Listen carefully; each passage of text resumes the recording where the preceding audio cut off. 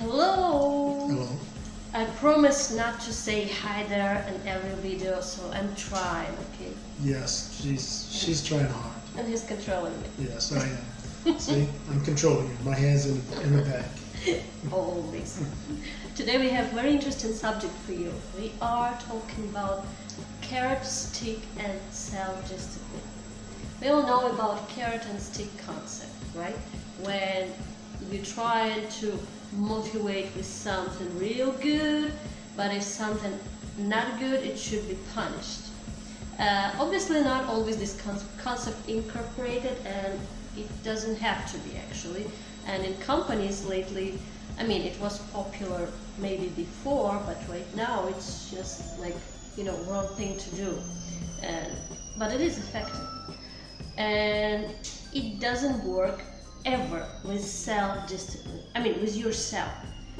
When you're trying to motivate yourself with something good, you say, I will do this task, then I will be able to go and get myself a piece of cake. What you do?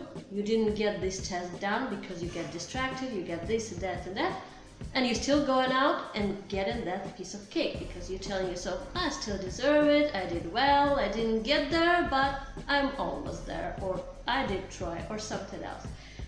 Carrot works. How about stick? You're telling yourself, I will do this thing. If I'm not, I'm cutting off expenses on entertainment for the next 3 months.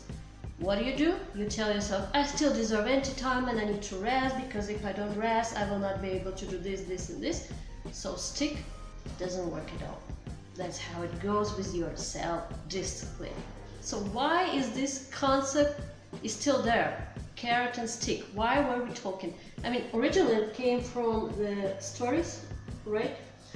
Well, the stories go back quite a bit. They go back. They're even beyond biblical. I mean,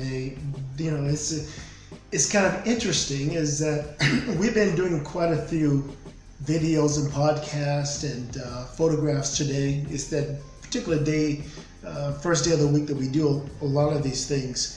And a moment ago, I'm like a fifth grader. I used to be a fifth grade math and science teacher. And the reason I got so much love from my students, and it's one of the high points of my life to this day, is because I couldn't sit still and neither could they. We had a lot in common. So a moment ago, with all the shooting of the commercials, the pictures and everything we were doing, I was just flat out bored. Now we just started, but I was bored. My mind was thinking about something else or wanted to go do something else that I wanted to fool around with in the computer and all. But without Lucy realizing as she's doing the setting up here, guess what I told myself? I said, I'm bored right now. I want to go do something else that I really, really want to do instead of this. So I told myself, I'm bored. Wait a minute. I quickly, without Lucy realizing it, I changed my thinking in an instant, and that changed my entire behavior. Guess what it was that I did? I said, now, I wonder what would I be doing right now? Would I be bored in this very instant if someone called me and said, Jim, we just found $50,000 with your name on it in a sack at the police department, and they're waiting for you to come down and pick it up. Would I be bored then? No. I'd be excited and have full of energy, and I couldn't wait imagining all the things I'm going to do with it when I got down and retrieved it.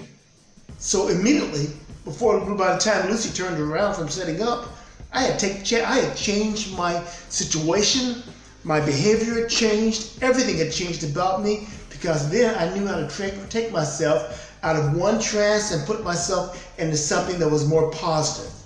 I saw it. I changed the outcome.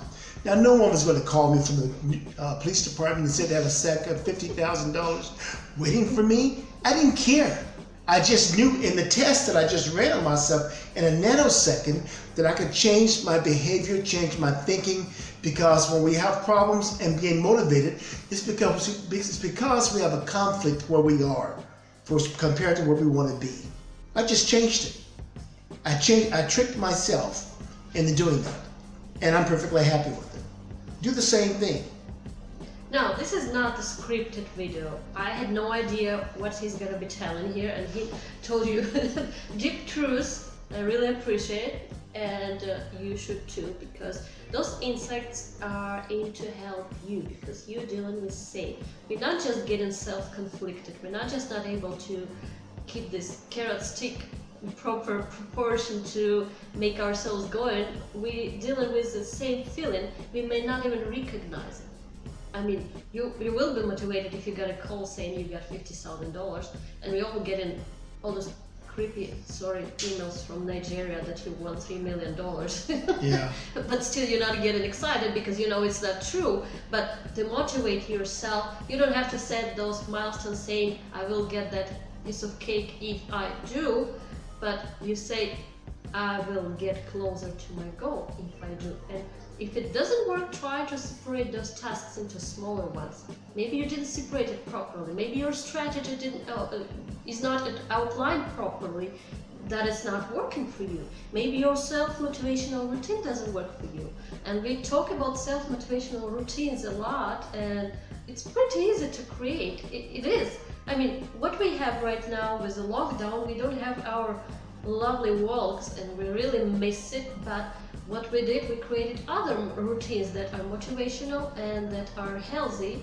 And what we do, we take our tango classes, Yes. and we do our yoga together, and we moved our breakfast table to the patio. I freed the patio completely. We moved our breakfast table to the patio, and this is our new office / breakfast area / dinner terrace areas where we can have dinner with candles and with sunset, and it's just amazing. And this is motivational routine, self-motivational routine that you can easily recreate yourself. Yes, you can. That will be your carrot. Yes, you're absolutely right, Lucy. You have to do it. I hate to say you have to do it, but you must do it. I mean, you've seen some of the movies. Da Vinci Code is one of them, where one of the guys in the particular order of the church had to use these knots that were braids made up into leather pieces with perhaps shards of glass in them, and he would flagellate himself. He would hit himself in the back, and that's a part of sacrificing. So you don't have to do that. You don't have to punish yourself or pull a rubber band, aversion therapy. You don't have to do all those things at all to get yourself to do something. Well, all you have to do is because we're all motivated by pain or pleasure. You can find one that works for you well. I prefer to use the one that's pleasure. I don't want to wait till the last minute when someone's knocking on my door saying, you forgot to pay your bill. No, I don't want that at all. That's a childlike approach to your challenges, because we can avoid all of that by doing the things ahead of time that we know we need to do. And we feel good about it, don't we? When we do something, we have it on the calendar that I'm supposed to pay this bill, or I'm supposed to buy and remind the customer to send this check in, and this day, or whatever it is. We feel good because we have one more thing checked off, and we feel really good and adult-like, mature, and saying, I've done this. That's the mature thing. Nobody has to beat us. A boss doesn't have to come along and remind you or reprimand you or say, you have 3 days before this is due. No, you're an adult.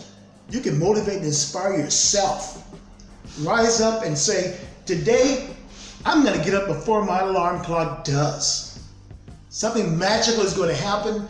I don't have to wait for Mother's Day to tell my wife how much I appreciate her for helping me and the children and all, and doing all these things. I don't have to do that. I don't have to give her Valentine's Day one day of the year, the 14th of February. I can give her one every single day of the year because I love her. See, that's the mature side of it. Because isn't she worth it? She is. That's kind of the using a stick and a carrot approach. Not for waiting bad signs. Zig Ziglar used to say, when is a good time to tell your wife that you love her? He said, before somebody else does. Sticking carrots. Do it now. Create your self-discipline. We are here to help you. If you need more help, you can book one-on-one session with Jim or with me, and we will be happy to help you create your self-discipline, your self-motivational routines, or address your strategy issues, your goals. That's right. And if you can't do that, what else is saying is strategy and goals? Go to our YouTube videos where we're doing teaching dancing lessons. Uh-oh. Okay. Okay, that's gonna be next video. You promise? Can't promise you money back. You're gonna be waiting for it.